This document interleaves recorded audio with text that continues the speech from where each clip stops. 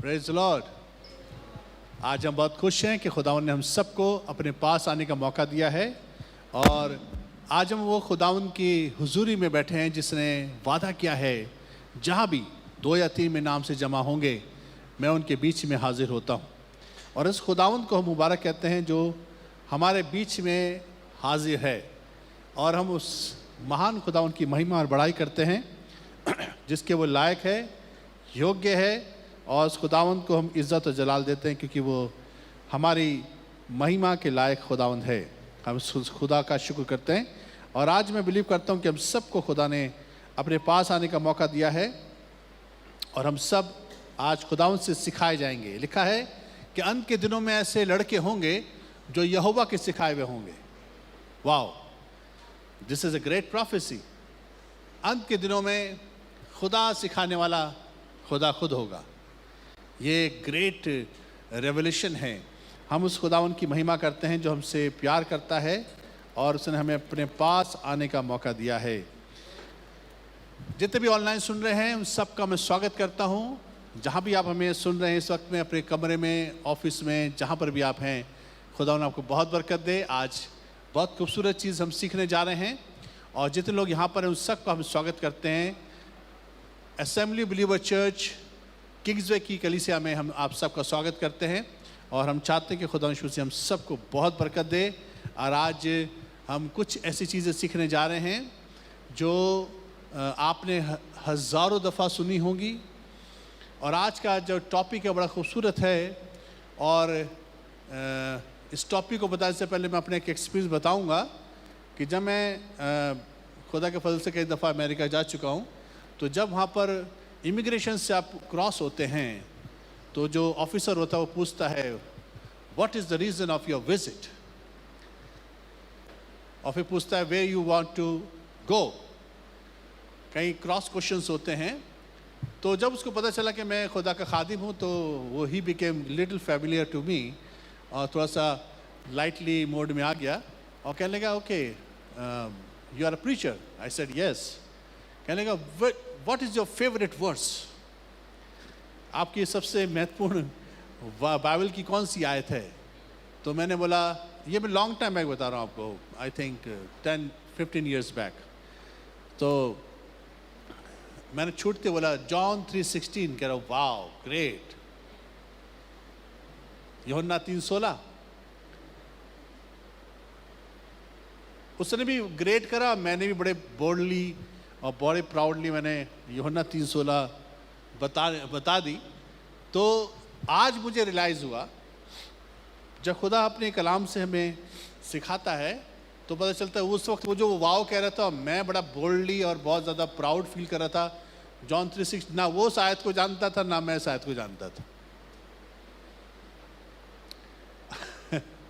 It was a foolishness which I shared with him, and he was very proud that he was also knowing the same verse.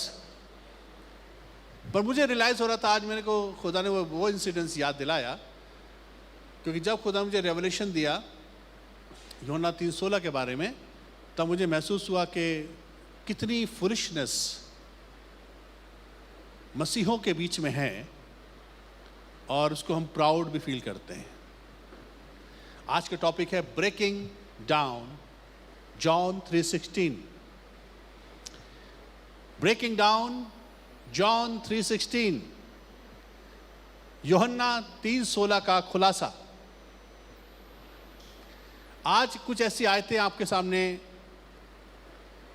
आएंगी जो पहली मैंने आपको बताई है, हमने आज तक पढ़ी ही नहीं है। मतलब पढ़ी नहीं इन द सेंस हमने कई दफ़ा उसको सुनी है, पढ़ी है, मगर इस तरह से नहीं पढ़ी जिस तरह से आज समझ में आएंगी।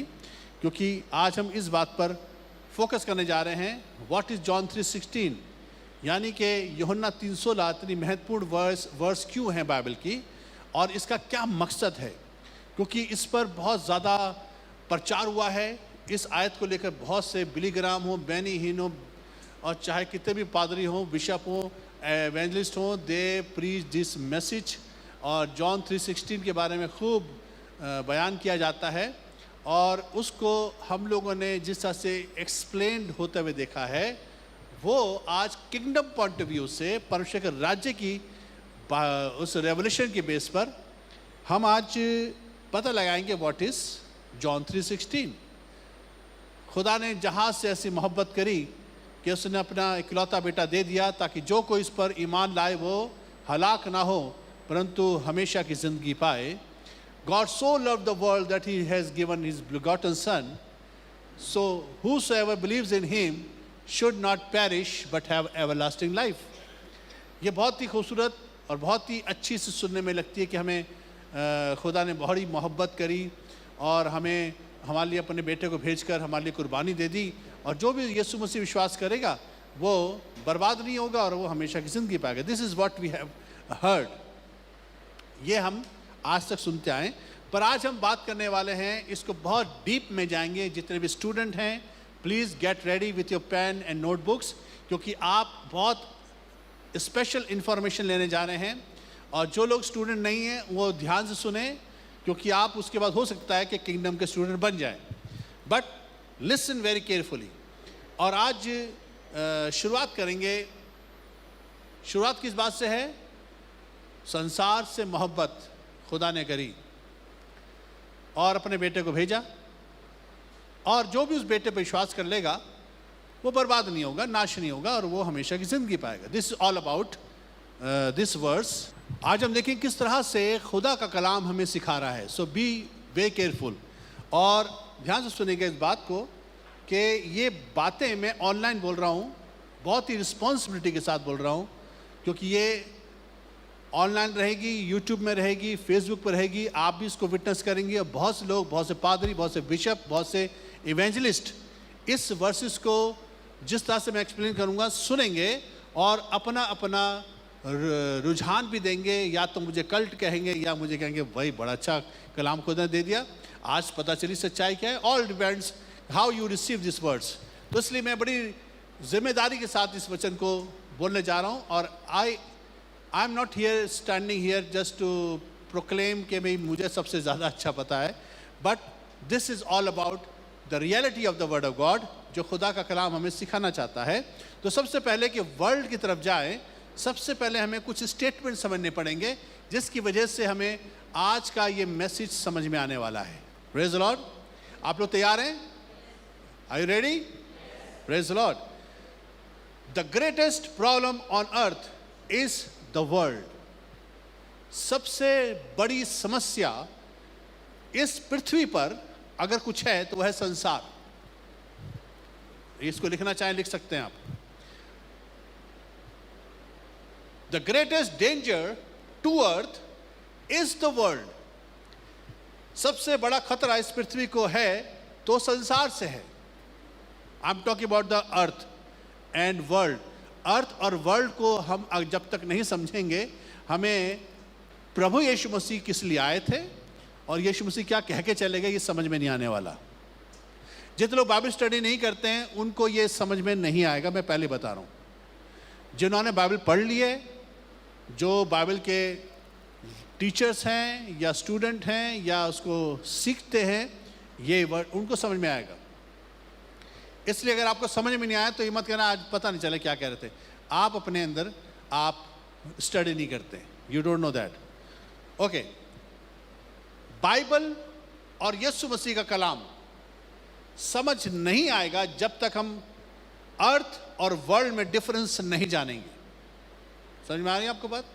अर्थ और वर्ल्ड में फर्क है, पृथ्वी और संसार में फर्क है, क्योंकि हमें इस समझ में नहीं आएगा जब तक कि हम इसके डेफिनेशन को समझेंगे नहीं।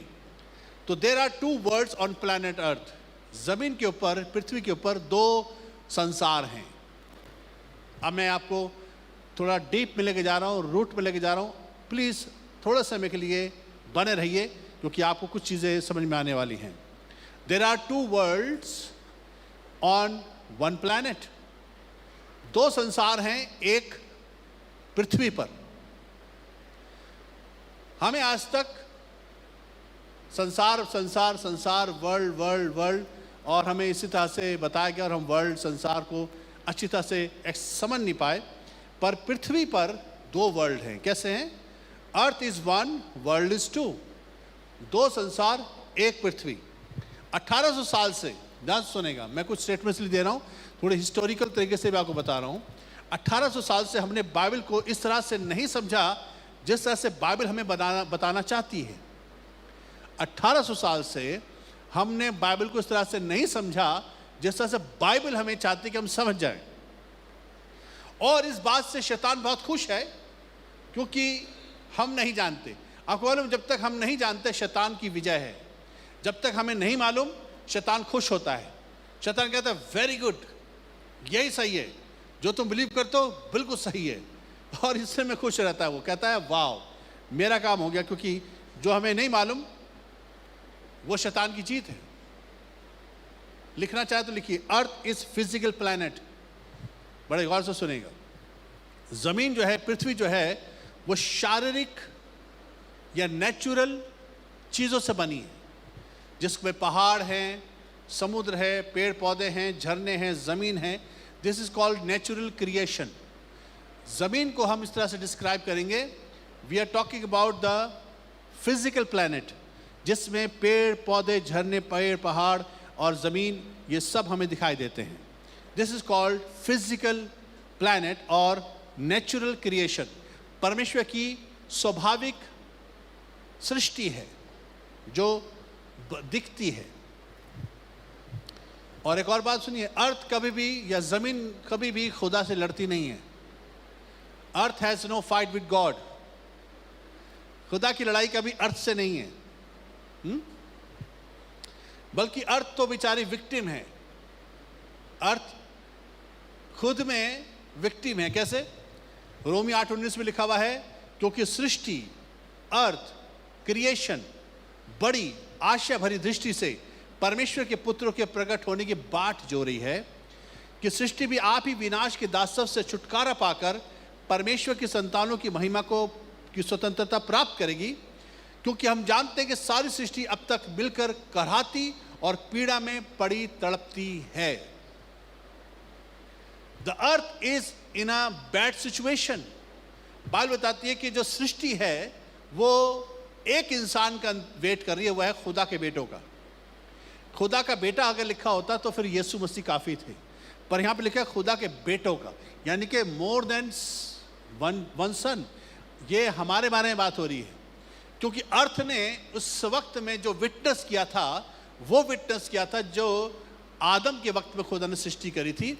और उसने खुदा के बेटे को देखा था कि किस तरह से उसने मेंटेन किया था, किस तरह से उसको संभाला था, किस तरह से उसने बातें करी थी और किस तरह से उसने मेंटेन किया था। ये सारी चीज़ों के लिए अर्थ जो है, ज़मीन जो है, खुदा के बेटों का इंतज़ार कर रही है। क्योंकि अर्थ जो है, ज़मीन जो है, पृथ्वी जो है, आज जो बच्चे देखती है ना खुदा के, वो डिसफंक्शनल हैं।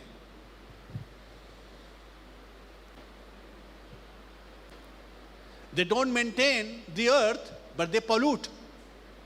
आज जमीन को पोल्यूशन ने फंसा रखा है, पेड़ों को काट दिया जाता है, बहुत कुछ तबाही करी जाती है, एनवायरनमेंट को बर्बाद किया जाता है। ये कौन है?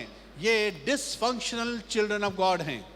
ये वो हैं जो अर्थ को मेंटेन नहीं कर पा रहे हैं, और ज़मीन के ऊपर आज बड़ी कराहट है, चिल्लाहट है।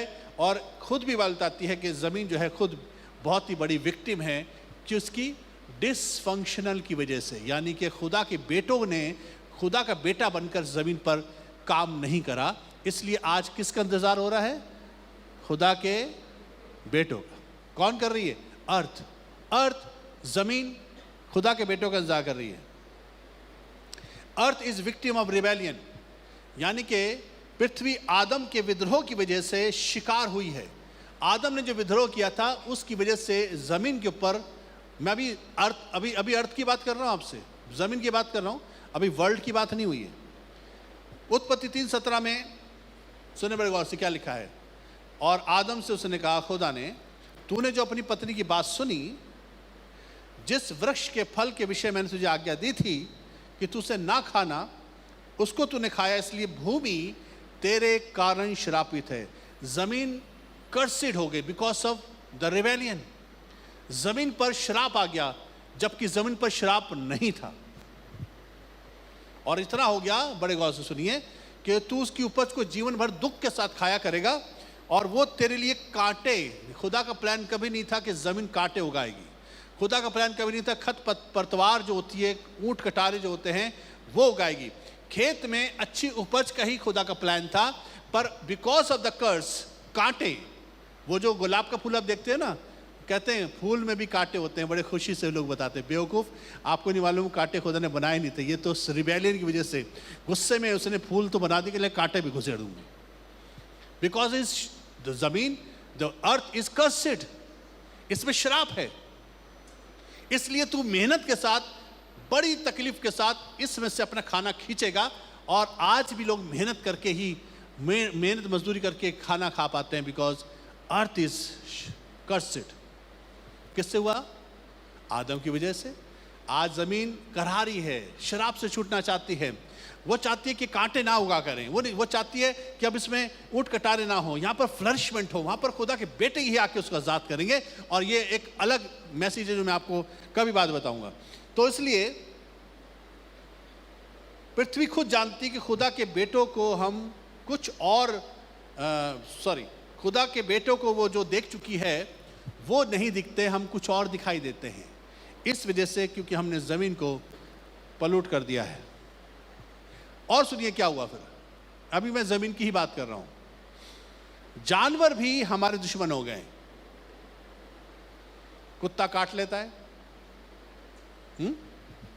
कुछ लोग बैठे होंगे जिनको कुत्ते ने काटा होगा। हाथी गांव उजाड़ देता है, जब पागल हो जाता है ना हाथी, पूरा पूरा गांव उजाड़ देता है। शेर खा जाता है। ये लोग ऐसे थे नहीं पहले, जानवर नहीं थे ऐसे, क्योंकि खुदा के कलाम में प्रॉफेटिक वर्ड है, यशाया उसका 65 उसकी 25 बात अगर आप पढ़ेंगे तो इससे पहले जानवरों के बारे में कितने लोग जानते हैं कि आदम ने सारे जानवरों का नाम रखा था। इसका मतलब है आदम को किसी भी जानवर ने जरा सी खरोंच नहीं मारी थी। Praise Lord. पर आगे जो खुदा का कलाम बताता है, जो किंगडम ऑफ गॉड स्टैब्लिश होगा, उसमें क्या होगा? यशाया 65 की 25 बात में लिखा हुआ है, भेड़िया और मेमना एक संग चरा करेंगे और शेर या सी बैल की नाई भूसा खाएगा। खुदा उसको सही उसमें ले आएगा। शेर को खुदा ने मीट खाने वाला नहीं बनाया था। खूंखार क्यों हो गए ये? Because of the curse. और खुदा भूसा खिलाएगा एक दिन वापिस। शेर भूखा, कहते हैं ना, शेर घास नहीं खाएगा चाहे भूखा रह जाए। बड़ी शेर और शायरी होती है इसके ऊपर, पर असली में बता देता हूं, खुदा एक दिन घास खिलाएगा। It's in the Bible. Praise the Lord. पर लिखा है सांप का जो आहार होगा, खुदा के किंगडम के अंदर भी सांप का आहार जो होगा वो मिट्टी ही रहेगा। यह भी लिखा हुआ है, मेरे सारे पवित्र पर ना तो कोई किसी को दुख देगा और ना किसी को कोई हानि करेगा। यहोवा का यही वचन। ये प्रॉफिटिक वर्ड है किंगडम ऑफ गॉड के लिए, जो होगा फाइनली जमीन के ऊपर स्टैब्लिश होगा। उसमें ये सब लोग सृष्टि को, जो सृष्टि इस वक्त करा रही है ना, उससे आराम पाएगी। मैं आपको इसलिए बता रहा हूं कि ये वाली बातें आपको सब जगह नहीं मिलेंगी। जमीन रेस्टलेस है, जानवर खुखवार हो चुके हैं।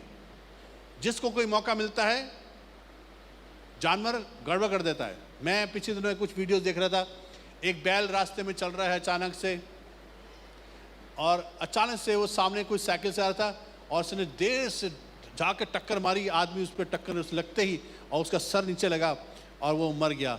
उसी क्षण उसकी डेथ हो गई। ये कौन है? ये जानवर अचानक से कैसे हो जाते हैं ऐसे? ये लोग क्यों मार देते हैं? क्यों? क्योंकि ये रेस्टलेस है।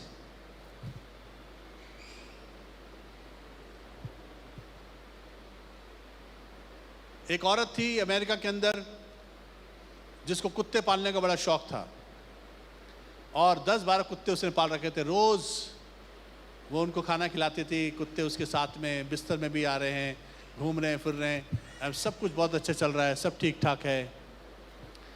अकेली थी वो लेडी और कुत्तों को खाना खिलाया करती थी। एक दिन वो बीमार पड़ गई। अब इस लायक नहीं थी कि वो कुत्तों को खाना खिलाए। और कुत्ते एक दिन भूखे रहे, 2 दिन भूखे रहे, जब बुढ़िया बेचारी और ज़्यादा बीमार हो गई बिस्तर पर, वहाँ पर अमेरिका में कोई किसी को पूछता भी नहीं है, तो फिर कुत्तों ने उस लेडी का ही ब्रेकफास्ट कर लिया। See, animal are not under control. क्यों? क्योंकि जमीन श्रापित है। Praise the Lord. तो एक समय आएगा कि खुदा शेर को घास खिलाएगा, मेमना और भेड़िया साथ साथ बैठेंगे और कोई तकलीफ नहीं होगी। मेरे उस जगह पे कोई किसी को नुकसान नहीं पहुंचाएगा। तो सारी लड़ाई जो है ना वो जमीन पर कब्जा करने की है। ध्यान से सुनेगा। अर्थ इज प्योर, अर्थ जो है प्योर है, वो विक्टिम है एक्चुअली, वो रिबेलियन की, शराब की विक्टिम है। अर्थ ने पाप नहीं किया था, अर्थ पर पाप करा गया, अर्थ ने पाप नहीं किया था। So earth is pure, two world is battling for earth. दो जो संसार है ना वो अर्थ के ऊपर कब्जा करने की लड़ाई में है। अब हम चलेंगे आगे वर्ल्ड की तरफ। आज अमीर लोग, सुनो मेरे गौर से, मैं आपको कुछ करंट सिचुएशन बता रहा हूं। आज जितने भी अमीर लोग हैं वो लोग न्यू वर्ल्ड ऑर्डर को लेके आना चाहते हैं। आई am talking about the new world order. एक नया संसार का हुक्मनामा, अब से संसार में ये ऐसे चलेगा। This is what we want. अमीर लोग, बड़े अमीर लोग हैं, ये दुष्ट के बच्चे हैं जो बड़े फिल्दी अमीर हैं, क्या करना चाहते हैं? वो जमीन पर, इस जमीन के ऊपर न्यू वर्ल्ड ऑर्डर को स्टैब्लिश करना चाहते हैं। इसलिए वो हमारी इकोनॉमी को फेल करना चाहते हैं, हमारे बीज को नाश करना चाहते हैं, जीएमओ बीज लाना चाहते हैं जिसमें सीड नहीं होता, हमारे रिसोर्सेज पर उनका कब्जा वो करना चाहते हैं। इवन हमारे ज़मीनों पर वो कब्जा करने का प्लान है। अब यू डोंट नो, आपको बहुत सी चीज़ें शायद ना पता हो, पर फ्यूचर में प्लानिंग है आपके खुद के मकानों पर, ज़मीनों पर कब्जा करने का प्लान है। Why they want to do it? Because they want to establish a new world order. ज़मीन के ऊपर एक नया संसार इस्टेब्लिश करना चाहते हैं। Let's find out what are two worlds. ये दो संसार कौन है? कितने लोग जानना चाहते हैं? एक संसार जो अभी तक हमें बताया गया है वो संसार नहीं है एक्चुअली। टू वर्ल्ड लिखिए। फर्स्ट वर्ल्ड क्या है? Kingdom of God, run by God himself. This is world. दूसरा वर्ल्ड है kingdom of darkness, run by Satan, prince of darkness. परमेश्वर का राज्य एक संसार है और अंधकार का राज्य भी एक संसार है। अर्थ एक ही है, इस पर कब्जा करने का दोनों का प्लान है। They have two world wants to wants to occupy the earth. जमीन के ऊपर कब्जा करना चाहते हैं दो वर्ल्ड। एक है किंगडम ऑफ गॉड जिसके अपने सिस्टम हैं, और एक है डार्कनेस, संसार का सरदार शैतान जिसके पास वर्ल्ड है। मैं आपको वर्ड स्टडी कराना चाहता हूं, जमीन और संसार को किस तरह से डिस्क्राइब करता है। अगर आप लिखना चाहते हैं तो लिखिए। वर्ड स्टडी ग्रीक वर्ड है जिसको जमीन को या अर्थ को डिस्क्राइब किया गया, वो है टिएरा, TIERRA, टिएरा। टिएरा का मतलब है डस्ट। ये ग्रीक वर्ड है। अर्थ को डिस्क्राइब किया गया है टिएरा के नाम से। ग्रीक वर्ड है जिसको मिट्टी कहते हैं। अर्थ का मतलब है मिट्टी। जो वर्ल्ड है, जो संसार है, उसको भी ग्रीक वर्ड है, वो है Cosmos, KOSMOS, Cosmos. This is Greek word. अब बड़े गौर से सुनेगा क्योंकि हम अब स्टेप बाय स्टेप बिल्डअप हो रहे हैं और उस चीज को सुनने जा रहे हैं जो असलियत में मैसेज है आज का। World is Cosmos. कॉस्मोस का मतलब है, ग्रीक वर्ड है, that means system of control, governing system. नियंत्रण करने वाला एक प्रक्रिया, एक उपक्रम जिसके वसीले से नियंत्रण किया जाएगा, उसको वर्ल्ड कहते हैं, उसको संसार कहते हैं, जिसकी वजह से कंट्रोल किया जा सके सिचुएशन को। जैसे कि फॉर एग्जांपल आपका अपना घर जो है आपका वर्ल्ड है। कई लोग नहीं कहते इस बात को, यहाँ पर पापा की चलती है, पापा जो कहेंगे वैसे ही होगा। This is what the system of control. हमारे घर में ये संस्कार हैं, हमारे घर में बच्चे ऊंची आवाज से बात नहीं करते हैं, हमारे बच्चे घर में टाइम से आते हैं, हमारे बच्चे घर में गाली नहीं बकते हैं, हमारा ये this is the world, this is house order. ये क्या है? ये घर जो है एक सिस्टम के अंतर्गत चल रहा है।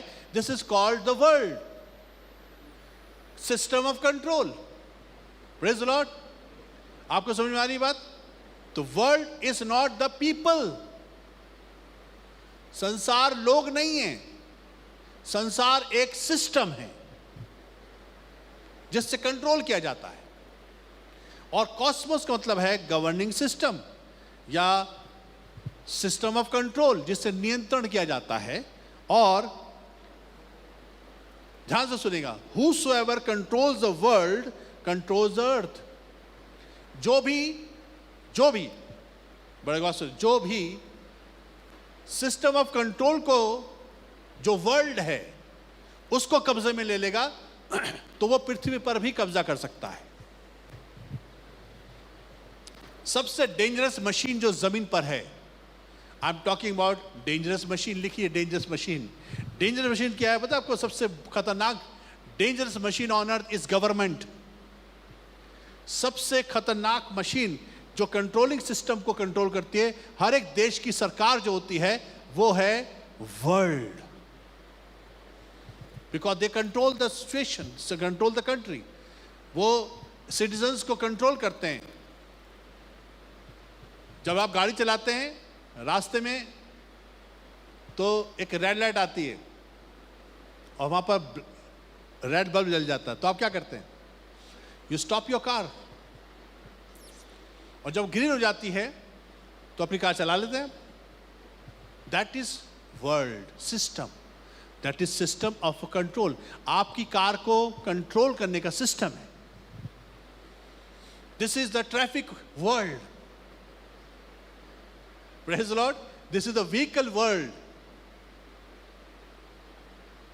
इस वर्ल्ड को आप दुनिया से या लोगों से कनेक्ट मत करिए। जितने भी लोग वर्ल्ड को लोगों से, इंडिविजुअल से या लोगों से कनेक्ट करते हैं, they cannot understand the word of God. तो आज दिमाग से निकाल दीजिए, कॉस्मोस का मतलब है सिस्टम ऑफ कंट्रोल जो गवर्नमेंट यूज करती है, डेंजरस मशीन ऑन अर्थ। परमेश्वर के जो प्रॉमिस है वह है सेव द वर्ल्ड। परमेश्वर का क्या प्रॉमिस है? संसार को बचाना है। ध्यान से सुनेगा, संसार को बचाना यह खुदा का प्रॉमिस है। अब बड़े बात सुनेगा, यीशु मसीह जमीन को बचाने नहीं आए थे, क्योंकि जमीन ने कोई पाप नहीं किया।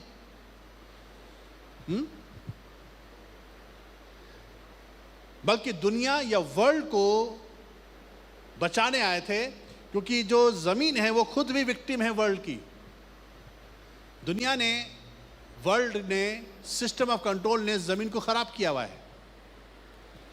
ग्लोबल, क्या है वो ग्लोबल? आज ग्लोबली लोग सोचते हैं, जमीन के ऊपर ग्लोबल विचार करते हैं लोग कि ऐसा होना चाहिए। मैं बहुत सी बातें ऑनलाइन आपको नहीं बोल सकता, बट यू अंडरस्टैंड, ग्लोबली बहुत कुछ हो रहा है। अब बड़ी बात सुनेंगे, हम यूहन्ना 3:16 तो समझ चुके हैं ना, पर अभी उसको मैंने एक्सप्लेन नहीं करा। अभी सिर्फ आपको आउटलाइन दी है, आपको खुद समझ में आएगा। यूहन्ना 3:17 पर हम ज़्यादा फोकस नहीं करते, 16 पे हम रुक जाते हैं, उसके बाद अपनी कहानी किस्सा बोल देते। 17 बड़ी इंपॉर्टेंट आयत है। क्या लिखा हुआ यूहन्ना 3:17 में? परमेश्वर ने अपने पुत्र को जगत में, वर्ल्ड में इसलिए नहीं भेजा। कहां भेजा खुदा ने अपने बेटे को? सिस्टम ऑफ कंट्रोल में। जिस सिस्टम ऑफ कंट्रोल को यीशु मसीह ने इन्वेड किया था, उसमें इसलिए नहीं भेजा कि जगत पर दंड की आज्ञा दे, यानी कि सिस्टम ऑफ कंट्रोल को डिमोलिश कर दे, बल्कि इसलिए कि जगत यानी कि संसार या सिस्टम ऑफ कंट्रोल उसके द्वारा नजात पाए, यानी कि जो त्रुटियां, जो गड़बड़ियां सिस्टम ऑफ कंट्रोल में आ चुकी है, जिसकी वजह से खराब हो रहा है, उसको खुदा हील करना चाहता है। इसमें लिखा हुआ, for God did not send his son into the world to condemn the world, but that the world through him might be saved. यानी कि परमेश्वर सिस्टम ऑफ कंट्रोल को बचाना चाहता है। 18वीं आयत पर और पढ़ी आ गया, 18वीं आयत बड़ी मजेदार है। जो उस पर विश्वास करता है, यानी कि यीशु मसीह के ऊपर, उस पर दंड की आज्ञा नहीं होती, परंतु जो उस पर विश्वास नहीं करता, जो यीशु मसीह विश्वास नहीं करता, वो दोषी ठहर चुका, इसलिए कि उसने उसके परमेश्वर के पुत्र के इकलौते नाम पर विश्वास नहीं किया। 19वीं आयत में, और दंड की आज्ञा कारण यह है कि ज्योति वर्ल्ड के सिस्टम में आई है। ज्योति का मतलब है रेवलेशन ऑफ जीसस क्राइस्ट। यीशु मसीह रोशनी का मतलब है नॉलेज। यीशु मसीह नॉलेज लेकर आए संसार की अंदर, और जगत में आई है, परंतु मनुष्यों ने अंधकार को, यानी कि इग्नोरेंस को, शैतान के उस प्लान को जो शैतान ने बना रखा था, उसको ज्यादा पसंद किया, क्योंकि उनके काम बुरे थे। Praise Lord. लोग को दंड कैसे मिलेगा आपको मालूम है? जो यीशु मसीह लेकर आए थे सिस्टम ऑफ कंट्रोल, उससे नहीं भरपूर होकर संसार के, शैतान के उस सिस्टम को उन्होंने पसंद किया। अब मैं वो वचन सुनाने जा रहा हूं जो आपने कभी पहले पढ़ा नहीं, और वह है यूहन्ना 3:16। Praise the Lord, praise the Lord. आप लोग समझ रहे हैं मेरी बात को? Okay, let's read further. क्योंकि परमेश्वर ने जगत से, व्हाट इज जगत? बोले सिस्टम ऑफ कंट्रोल। परमेश्वर ने सिस्टम ऑफ कंट्रोल से ऐसा प्यार किया कि अपना इकलौता पुत्र दे दिया, ताकि जो कोई यीशु मसीह पर विश्वास करे वो नाश न हो, अनंत जीवन पाए। God so loved the world that he gave his only begotten son, that whoever believes in him should not perish but have everlasting life. Okay, ये वाली आयत पर हम गौर करने जा रहे हैं। अब समझ बड़े गौर से, the great fight on earth is the world. जमीन के ऊपर जो सबसे बड़ी लड़ाई चल रही है वह है world. What is world? Who will control the earth through the system of the worldly exactly means the system of control। यानी कि जो भी शख्स इस अपने सिस्टम से इसको कंट्रोल करेगा वही विनर होगा। इसलिए यीशु मसीह जब आए थे तो सिस्टम को सेव करने आए थे, यानी कि सिस्टम को बचाने आए थे, ताकि अर्थ को कंट्रोल कर सके। इसलिए यीशु मसीह ने उस सिस्टम को बहाल करने आया जो किंगडम ऑफ गॉड का है। अब बड़े गौर से सुनेगा, जो पॉइंट है अब मैं उसको ब्रेक कर रहा हूं, इस वर्ड्स को जो आपके सामने मैंने बताई। इस मैसेज से हमें क्या मिलता है? सुनने गौर से, कि खुदा ने, लिखना चाहे लिखिए, खुदा ने अपने वर्ल्ड से जो उसका सिस्टम ऑफ कंट्रोल है, उसका सिस्टम ऑफ कंट्रोल क्या है? बोलिए, परमेश्वर का राज्य। खुदा ने अपने वर्ल्ड से जो उसका सिस्टम ऑफ कंट्रोल है, जो आदम को दिया था उसने, कि जमीन के ऊपर अधिकार रखे, डोमिनियन करे, और आदम ने उस सिस्टम कंट्रोल को लूज कर दिया, और खुदा ने उस सिस्टम ऑफ कंट्रोल से जो किंगडम ऑफ गॉड का सिस्टम है चलाने का, उससे मोहब्बत करी। हमने अपने आप से जोड़ लिया जबरदस्ती, हमसे खुदा ने प्यार किया, but that is not true. अब बड़े गौर से सुनेगा, खुदा ने अपने सिस्टम ऑफ कंट्रोल से इतनी बड़ी मोहब्बत करी कि उसको, उस सिस्टम को ठीक करने के लिए अपने इकलौते बेटे को, जो उसके घर का बच्चा है, जिसका नाम है यीशु मसीह, बोलिए यीशु मसीह, अपने घर ही से इसने अपने इकलौते बेटे को भेजा, ताकि जो भी उस सिस्टम पर विश्वास करेगा जो मेरा बेटा बताएगा। यीशु मसीह ने कौन सा सिस्टम बताया आपको मालूम है? तुमसे सुना गया था, तुम्हें कहा गया था कि तुम, पुराने ज़माने में कहा गया था कि तुम दांत के बदले दांत, आँख के बदले आँख जो तुम्हारा दुश्मन हो उसको छोड़ना नहीं, उसको कत्ल कर देना। पर अब मैं तुमसे कहता हूँ, अब मैं तुमसे कहता हूं, जो अपने भाई पर क्रोध करेगा वो कचहरी के दंड के योग्य ठहरेगा। अब मैं तुमसे कहता हूं, ये this is what, this is the system of control. यदि तुमने आपस में प्रेम नहीं रखा तो तुम ये बात कभी क्लेम नहीं कर पाओगे तो खुदा से मोहब्बत करते हो। क्यों? क्योंकि जिसको तुमने देखा उससे मोहब्बत नहीं की, तो जिसको तुमने नहीं देखा क्या मोहब्बत करोगे? यदि आपस में मोहब्बत करोगे तो इससे सब जानेंगे तुम मेरे चेले हो। Praise Lord, this is called system of control. Praise Lord, जब तू अपने मार्ग में मुद्दई के साथ रास्ते में जा रहा है तो सबसे पहले झटपट मेल मिलाप कर ले, कहीं ऐसा ना हो कि वो तुझे सिपाही के हाथ में और वो तुझे फिर जेल में डाल दे। ऐसा मत करना, तुझे इस सिस्टम ऑफ कंट्रोल सीखना पड़ेगा। जब तू भेंट अपनी वेदी पर लेकर आए और तुझे पता चले मेरे भाई के मन में विरोध है, तो अपनी भेंट वहीं छोड़ दे। This is not the system of the kingdom of God. System of kingdom of God की है, पहले जाकर रिश्ता ठीक कर और फिर आकर अपनी भेंट चढ़ाना। This is called system of control. Praise Lord. तो जो कोई मेरे बेटे की बताई हुई बातों पर विश्वास करेगा, जो मेरा बेटा आकर बताएगा दुनिया के अंदर,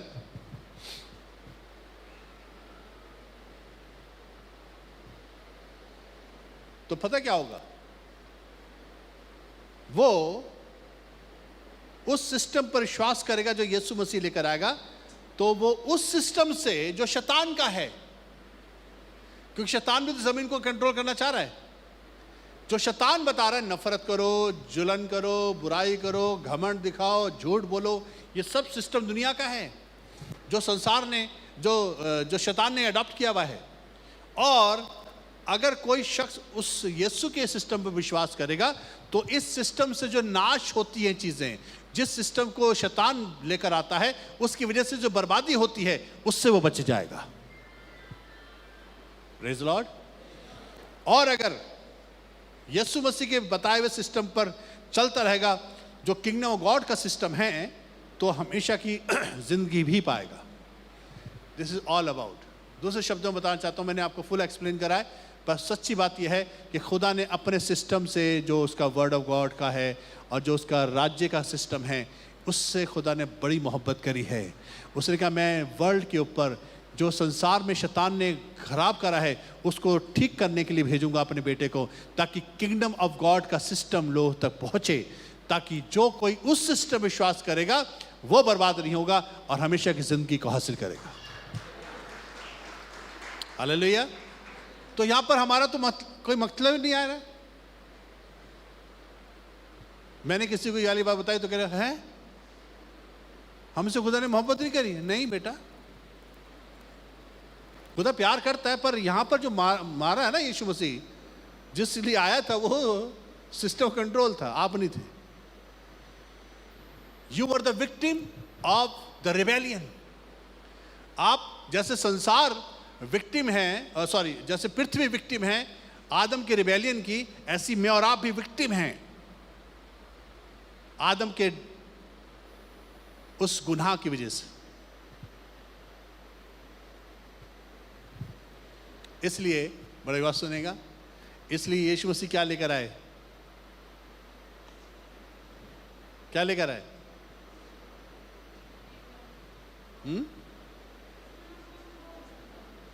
यशायाह 9:6 पढ़िए। यीशु मसीह क्या लेकर आए?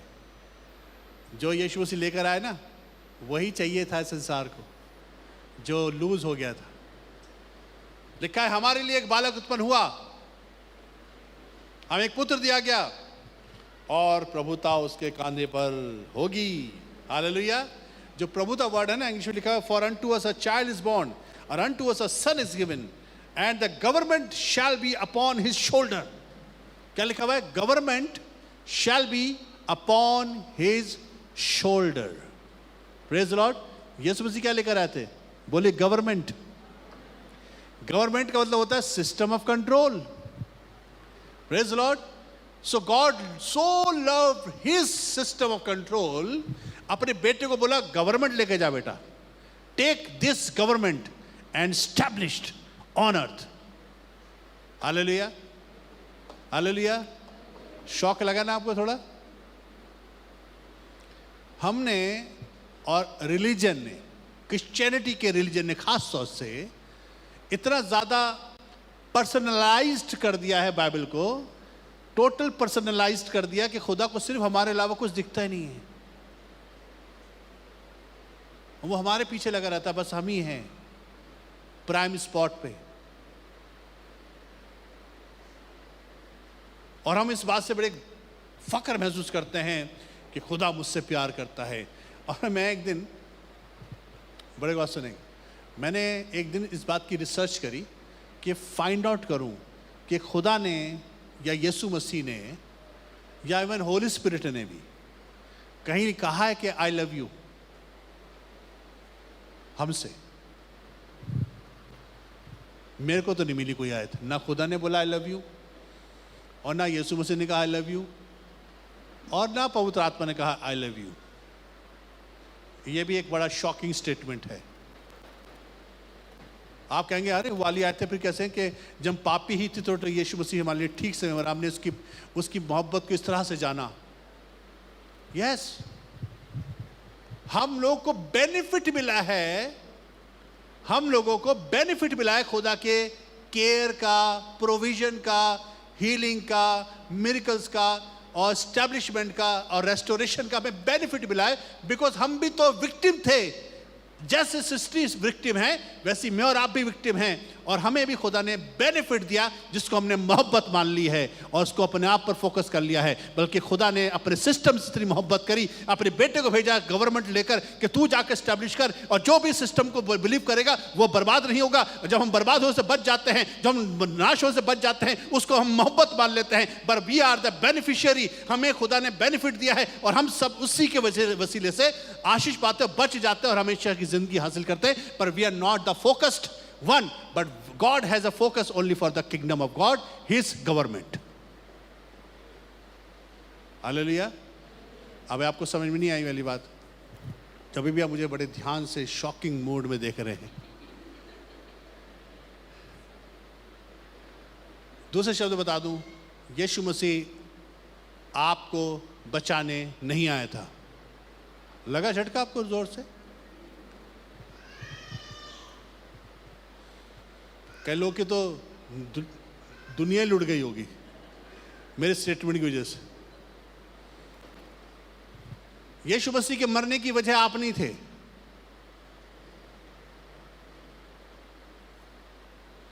यीशु मसीह के मरने की वजह आगे मैं आपको बाइबल से बताऊंगा, सिस्टम ऑफ कंट्रोल था। क्योंकि खुदा ने अपने सिस्टम ऑफ कंट्रोल से इतनी मोहब्बत करी कि अपने बेटे को गवर्नमेंट लेके भेजा कि मेरा सिस्टम जाके बताओ यार, सारा गड़बड़ कर दिया। जोर का झटका, हाय, कैसे लगा? टेक अ डीप ब्रेथ, लंबी सांस लीजिए, क्योंकि अब जो आगे सुनने जा रहे हैं आप, वो और बड़ा झटका मिलने वाला।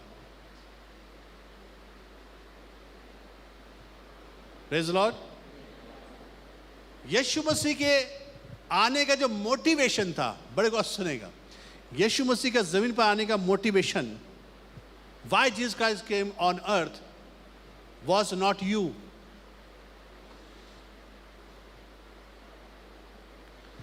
But the system of control ordained by God. और हमें पूरे मसीहों को, पूरी क्रिश्चियन वर्ल्ड को, सारे कैथोलिक चर्चेज में, चाहे मेथोडिस्ट चर्च हो, चाहे सीएनआई चर्च हो, चाहे पेंटिकॉस्ट चर्च हो, चाहे कहीं भी चर्च हो, सारे चर्च में आए हमारे बाप की दुआ सिखाई गई है। सब जानते हैं ना दुआ? आए हमारे बाप तू जो आसमान पर, नॉट ऑन अर्थ, हेवन। तेरा नाम जो है ना, खुदा जो कुछ करता है, मैंने आपको एक बार मैसेज दिया था ना, खुदा अपने नाम की खातिर करता है, नॉट बिकॉज ऑफ यू। आप सोचते हैं हमारी वजह से, नो। आपको बचा लिया खुदा ने, तभी तो लिखा है अपने नाम की खातिर वो हमें सदाकत की राहों में लिए चलता है। वो मेरे जी में लिया था, किसकी वजह से? अपने नाम की खातिर। हमारी ज़रूरतों को पूरा कर देता है, किसकी वजह से? नाम की। हमारे अंदर खुदा का नाम जुड़ा। Not, we are not special people, I am not special. Christianity ने हमें सिखाया you are special. No, we are not special. But God has a love for His image and His likeness. खुदा की जो मोहब्बत है ना उसकी इमेज के साथ है. जैसे आपकी दुनिया में माँ बाप क्या करते हैं, ऑनर किलिंग भी होती है ना. कितनी ऑनर किलिंग सुना आपने?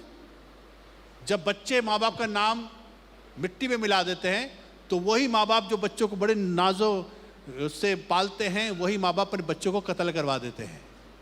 रीज़न पता क्या है? क्योंकि ये वो बच्चा जो है अब हमारी इमेज खराब कर रहा है. This is called honour killing. अपने नाम की खातिर अपने बच्चों को मरवा देते हैं. ये होता है. हालेलुया. दुनिया के लोग अपने नाम की खातिर कितने लोग को तबाह कर देते हैं. हमारा खुदा भी हमें बचा लेता है, संभाल लेता है, छुटकारा दे देता है, चिंगाई दे देता है, मिरेकल देता है, ज़िंदगी बख्श देता है, प्रोवाइड कर देता है, ज़रूरतें पूरी कर देता है, घर देता है, मकान देता है, गाड़ियाँ देता है और हमारे बैंक बैलेंस बढ़ा देता है, हमारे को बिजनेस देता है, हमें नौकरियाँ देता है, हमारे को फ्लरिश करता है, एस्टैब्लिशमेंट देता है. सब कुछ अपने नाम की खातिर करता है. हालेलुया. इसलिए यीशु मसीह ने दुआ मंगाई, बताई थी, तेरा नाम पवित्र माना. हमारी रिस्पॉन्सिबिलिटी है कि हम अपने यीशु के नाम की इज्जत करें. जब हम घरों में रहें, चाहे अपने ऑफिस में जाएं, अपने बिजनेस करें और चाहे हम रिश्तेदारों के बीच में हो, हमारे यीशु का नाम महिमा पाना चाहिए. Hallelujah. Because if you ruin his name, ध्यान से सुनेगा, अगर आप उसके नाम की तौहीन करवाएंगे तो God will talk to you in a different manner. फिर खुदा फर्क तेरे से बात करे. हालेलुया. इसलिए दुआ आगे बढ़ रही है. अब तेरे नाम पवित्र मान जाए और सुनिए क्या लिखा है, और जमीन पर तेरा सिस्टम ऑफ कंट्रोल आए. तेरा जो सिस्टम स्वर्ग में चलता है, मर्जी तेरी जो स्वर्ग में चलती है, सेम मर्जी, सेम सिस्टम ऑफ कंट्रोल पृथ्वी पर भी स्टैब्लिश हो. This is called kingdom of God. कितने लोग ये दुआ को समझ रहे हैं? आज समझ में आ रही है आपको? सिर्फ 2-3 लोग तो समझ ही गए, बाकी लोग तो शॉकिंग मोड में चल रहे हैं. खुदा हमसे प्यार नहीं करता है? नहीं करता भाई, सॉरी. किससे करता है? आपके अंदर जो इमेज है ना उससे करता है, अपनी इमेज से करता है. और हम कौन है? हम उसके बच्चे. अच्छा करोगे तो आप उसकी नजर में रहोगे. Praise the Lord. आप उसका ग्रेस प्राप्त करते रहो. If you do good on earth. But यीशु मसीह के जमीन पर आने का जो मोटिवेशन था वो था, God so loved his system of control. So अपने बेटे को भेजकर उसने उसको एस्टैब्लिश करा. Not you, not you. दिमाग से निकाल दीजिए, नॉट यू. आप नहीं है वो जिसकी वजह से यीशु मसीह मरा. आप बेनिफिशियरी हो सिर्फ. क्योंकि जब वो सिस्टम कंट्रोल को एस्टैब्लिश कर रहा था, और जब मैं आपको बताऊंगा आगे चल के कि जब वो सब कुछ, तो हम उसकी वजह से हमें बेनिफिट मिल गया. Praise the Lord. Praise the Lord. जब यीशु मसीह का खून का कतरा जमीन पर गिरा, उस दिन जमीन आशीषित हो गई. श्राप इसके दिमाग से निकल गया उसके. हालेलुया. यीशु मसीह जब खून का कतरा बाहर आता तो जमीन को भी आजाद कर रहा था, क्योंकि खुदा का बेटे ही आके उसको आजाद करते हैं. और जमीन के ऊपर जो पैदावार अब हमारे लिए होती है, उसमें ऊंट और कटारे नहीं, उसमें कांटे नहीं, उसमें खुदा की बरकत निकलती है और हमारी सब जरूरतें पूरी होती है. क्योंकि खुदा के लोगों की जो किंगडम ऑफ गॉड के बच्चे हैं, उनको खुदा अपनी जरूरतों को पूरा करने के लिए भेजेगा और उनके लिए जमीन ऊंट कटारे नहीं उगाएगी. हमें बेनिफिट मिला है, but we were not the main object. तेरा सिस्टम जो स्वर्ग में है वो जमीन पर भी आए. हमारे वसीले से किंगडम ऑफ गॉड का सिस्टम जमीन पर एस्टैब्लिश हो. Praise the Lord. तो खुदा ने अपने वर्ल्ड को मोहब्बत करी है. God did not love individual. यीशु मसीह को भेजने का मकसद हम नहीं थे, बल्कि वो सिस्टम था जिससे खुदा ने प्यार किया।